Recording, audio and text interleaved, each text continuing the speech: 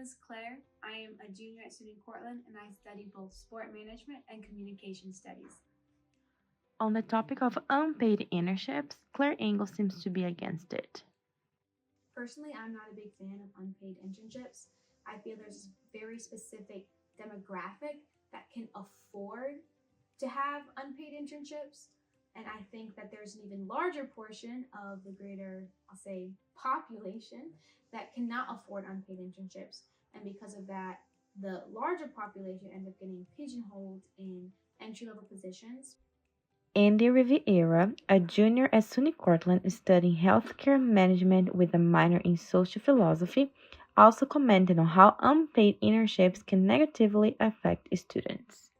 I think unpaid internships are unrealistic and kind of unfair, especially for those students that don't have the financial freedom to go several months without getting paid.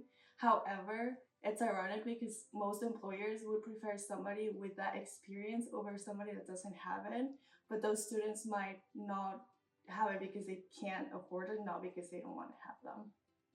There's a heavy expectation that students take unpaid internships, and it's kind of like a rite of passage. It's something you're expected to do, even though I don't think it's the fairest system, especially for individuals who don't have the financial security to afford an opportunity like that, where they can't not be paid for weeks or months. Like they need that income in order to just like afford living.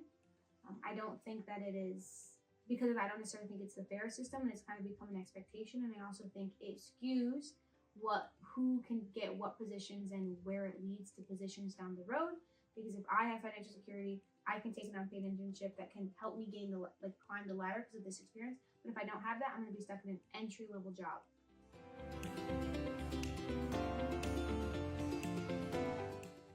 This past summer, I worked as a healthcare intern for the Nebraska Lutheran Outdoor Ministries. It was a 10-week paid internship, and I chose it over all the other options because it was paid. Especially as an international student, this just helps me and keeps me in track to be able to afford my education. Claire Engel clarifies that she's had great experiences with paid internships, and that should they not have been paid, she wouldn't have been able to accept them and wouldn't have had the opportunity to get experience in her field of study. This is because I've been fortunate enough to have a paid internship this past summer, and I'll be having another paid one this coming summer.